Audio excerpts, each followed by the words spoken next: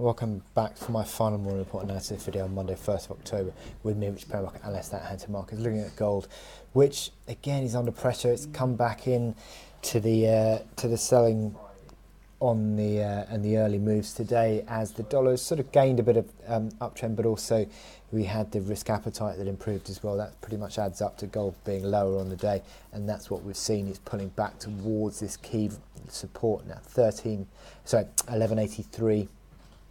Which was that higher low, which was sort of tested Thursday, Friday, never really got broken though. Still is a basis of support I think we're looking at. And again, it's been tested early today, and again, it seems to be holding. But you'd say that looking at the momentum indicators, they are still sort of pressuring that level. MACD lines crossing over, and the RSI and the stochastics also sort of drifting negatively, although again not decisively, not really with a great deal of momentum behind that move.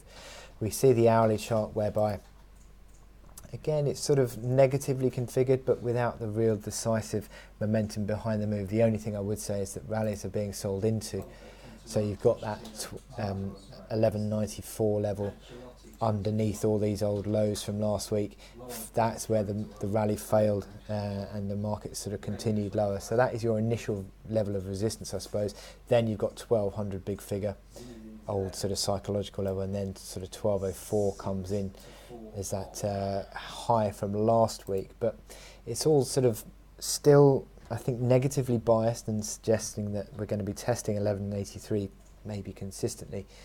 But the bulls really need to get their act together and sort of push above 1200 big figure again, and unless that happens, I think we are still going to be sort of drifting back for testing the 1183 support. You break that on a closing basis, on a decisive closing basis, and you're looking at 1160 again.